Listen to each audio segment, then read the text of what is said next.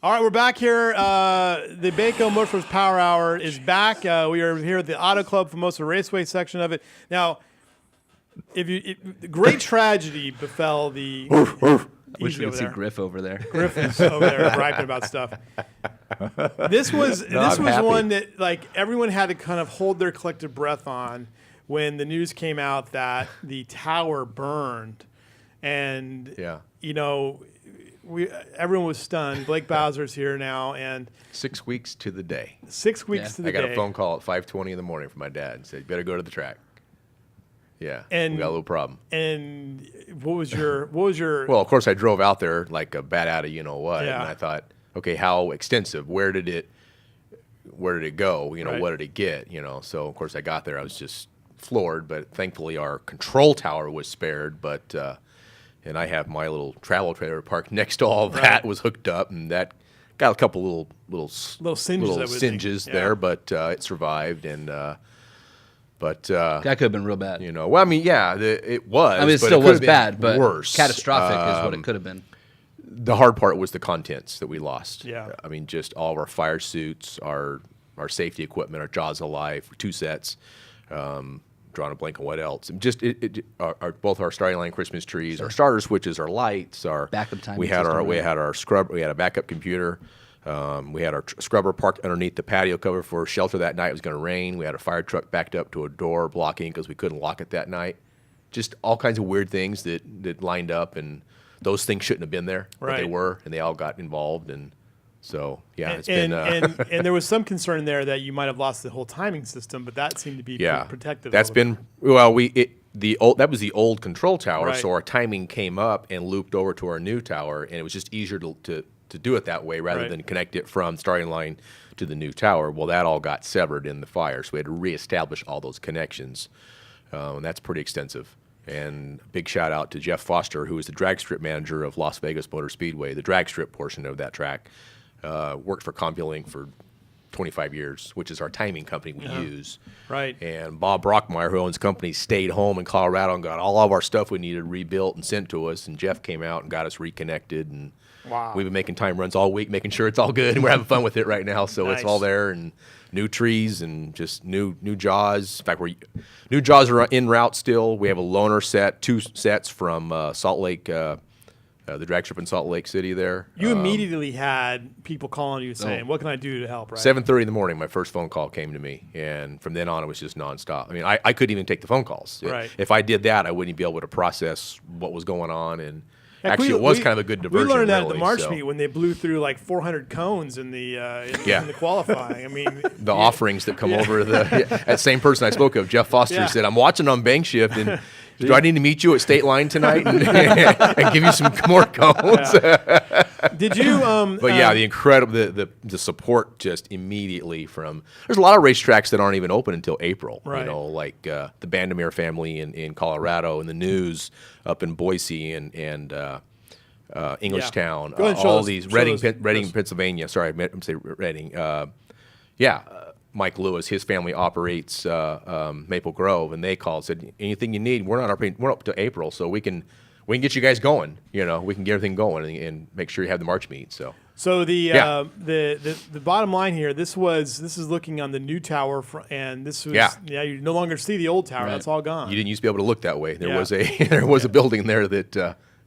And it seems like the strategy of building them on the C-vans helped a little bit with the. I think it saved that tower right there. Yeah, for sure. And you could see it started to get to it. We actually had some contents inside of those C trains that were starting to go. This is from the staging lanes. That's actually where your motorhome was. Right. It was right next to where you see those bike racks right there. It was sitting right there. So it had the fire department, and you guys got kind of lucky on how that was discovered. If I recall, somebody drove by because I was in the newsroom. Right. That was literally like my second week on the Sunrise show, and I heard something come across the scanner, and we heard fire.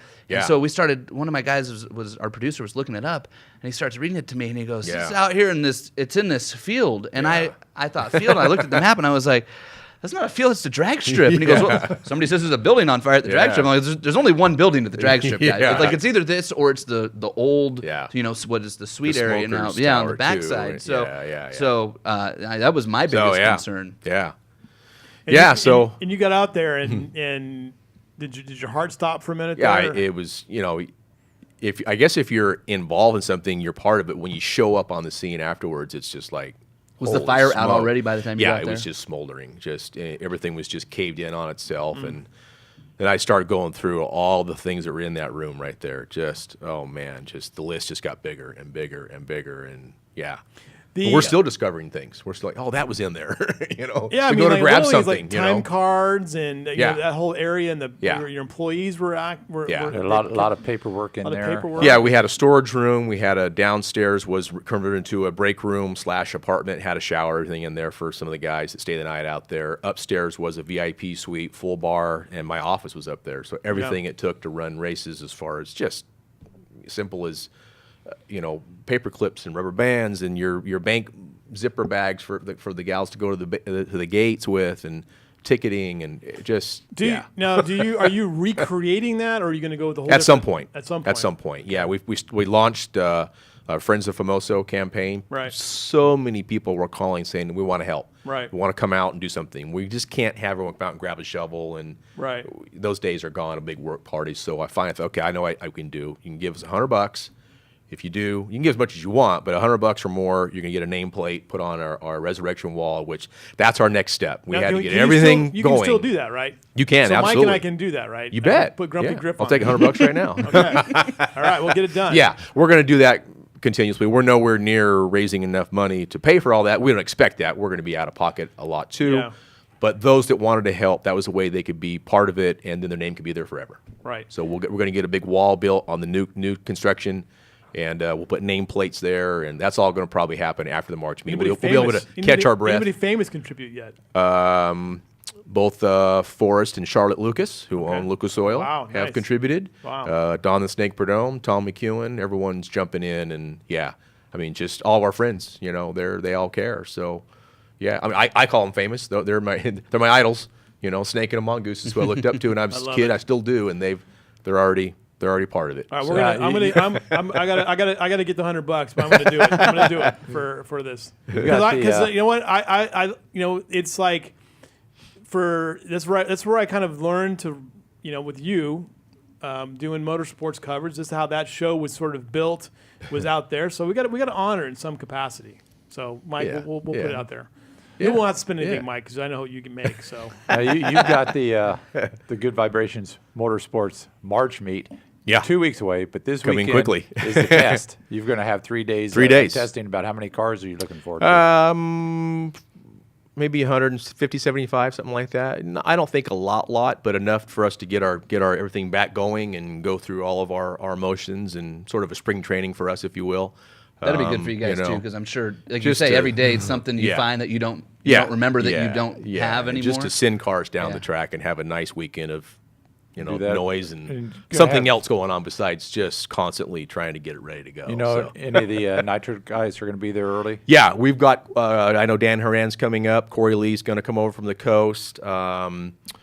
There's a couple of front motor cars coming. So we'll probably have maybe, 8, 10, 12 fuel cars for the weekend getting ready. A lot of guys take advantage of who are traveling out. They can't come out that early, so they'll take advantage of the test and tune the Wednesday previous to the March meet. And then they're qualifying runs. They get 3 qualifying runs as well. So most of them just rely on that. Yeah. And then this weekend you've got test and tune. And the weekend after that, it's become one of the other big events is the Import Face-Off. Import Face-Off, IFO. Yeah. That's Sunday only. All his events are on Sunday. And it's a move in on Sunday morning and move out Sunday night. It's just one big old day. But you're going to get 3,000 or 4,000 people for that thing, and that's a big event, you can see his schedule. It's all over the country. Yeah. I mean, he is on the road. I say it's Cliff. This guy puts together an amazing import show.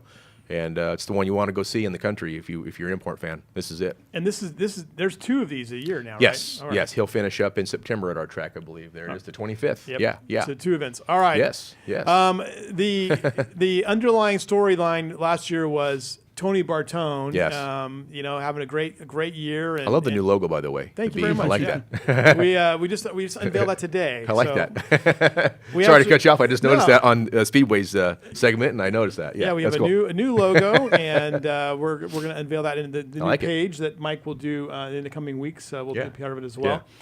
But Tony Bartone got beat at the end of the year, and is he still the prohibitive favorite, you think, coming into this thing? I would say so, although he's not, leaps and bounds ahead of everybody. I think everyone's kind of figured out some stuff that he knew they didn't.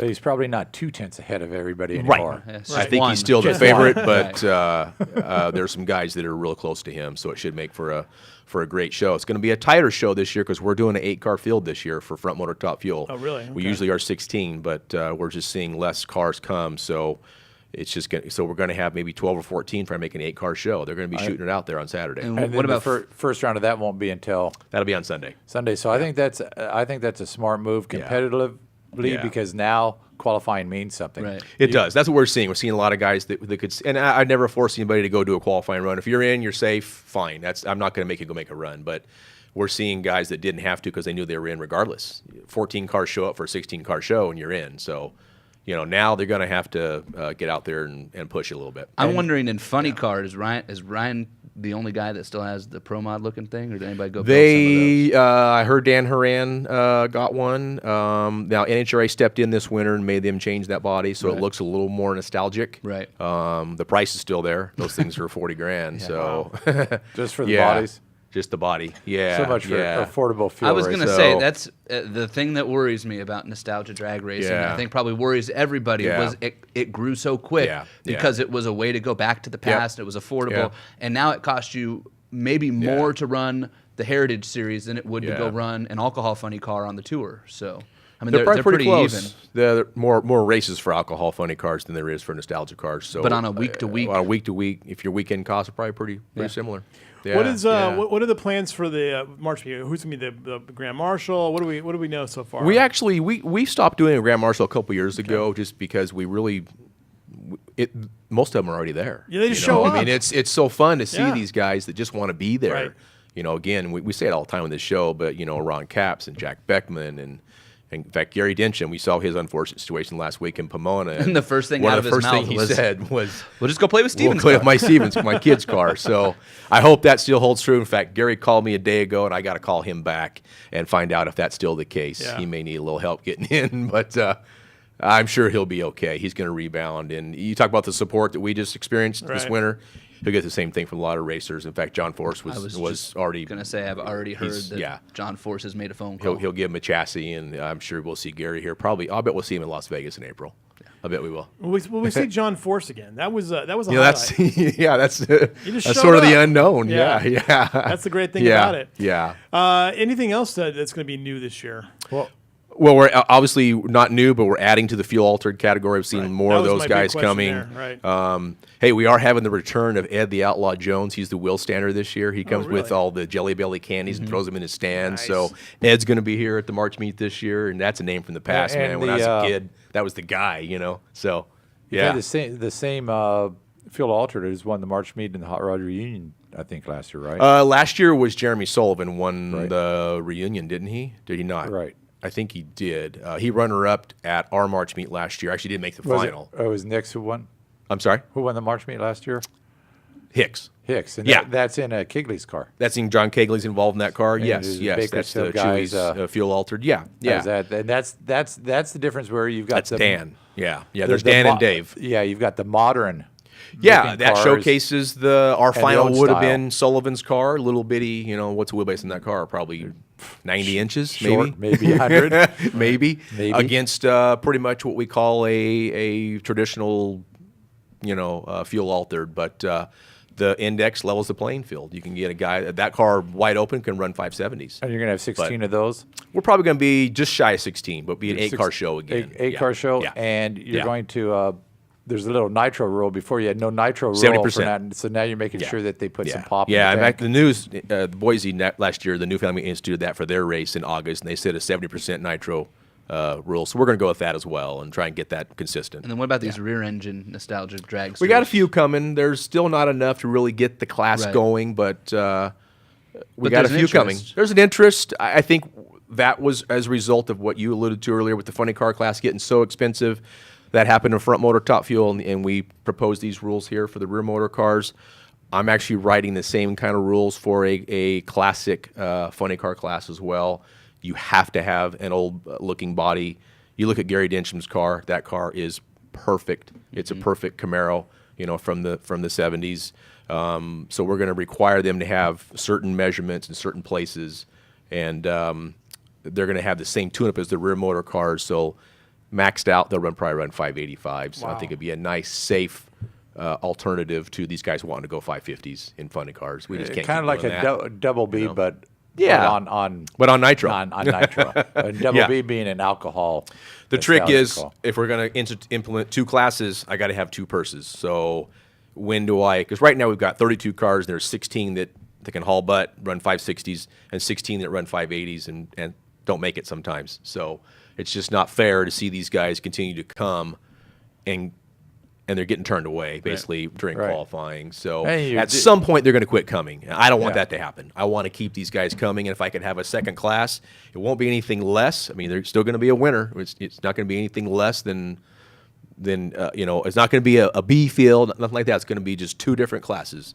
It'll be more of a traditional, and then more of a modern, if you will. And our analytics will show us that the one class that is probably the most emergent, I guess, is the fuel altereds. I mean, fuel altereds. No doubt. Fuel altereds. I put up. They've always been there. Video. They've always been there, but it gets just shared. Yeah, it does. It does. So it gets shared. Well, we've just never really had a chance for them to race side by side. It's always been exhibition runs, that kind of thing. This really gives them a chance to compete. To a finish line. And controlled. And they also have the backup girl thing. Backup girls. And they're pretty good about that. Yeah. That's the thing with the altereds. The index I thought was great for the altereds, because with the altereds, if you take an index off and then they start to get out of control like the funny cars. Right. I mean, we all remember that an out of control altered is out of control. And there's no way to let a 90-inch wheelbase car race a 125-inch with a big old wing and two magnetos. And how do you pair them up? How do you make a level playing field? Index does that. Absolutely. So obviously, like I'm talking about Jeremy's car. Jeremy's car's got to really haul butt to go 6 seconds. Where a Keith Wilson or a Dan or Dave Hicks, those guys, Generales, they can kind of get down there. But some cars got to really leg it out. Some cars got to lift at 900 feet. It makes a good show. Makes for a good show. Yeah. Well, the March meet is one of the great shows and one of the great things to see, period. And it's a lot of fun. So Jason will be out there. You'll be out there, right? I will, absolutely. Out there. We'll be out there for Griff's place down in the Grove. We're not in the Grove. We're going to be over there in the campground. So be there. I've got a Hall Griff. I think Donnie Couch calls out the grassy knoll. Yeah, Donnie, and that's the bad thing. There's no grass over there. I can't figure out why you were going to get through this whole show without saying Donnie Couch. Someone had to say it, right? Can we do something about the neighbor? Which one? Donnie. Is it Couch? Is he your neighbor? Couch, Yeah.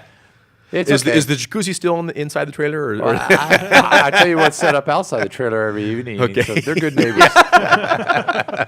The bar is open. The bar that's 24/7. Saturday night over there is truly open. Awesome. I was gonna say this weekend at Pomona we had a campground set up, and I'm not gonna tell you where it's at because it shouldn't have been there. Yeah. But it was real close to Dencham's crash. I'll leave it at that. And it was Couch, my uncle, Tom Prock, Al Segrini, Billy Bones Miller, Don Perdome, and it was every time you walked down there. I don't think they came up and watched a round of racing the whole weekend. Wow. Like literally not once. Prock, Perdome, and Segrini did this funny car reunion speech thing on Saturday at like 11 a.m. Saturday, and that was I think the last time any of them saw a race car. Well, we got to get out for this first episode of the Power Hour for 2016. Thanks for joining us. We will be back next week. Mike will be here. Corey Costello will be here. Maybe we can talk this guy into coming back again too. Had a great time with him, and then back at it the week after that with the March meet preview. We'll talk to you guys next week.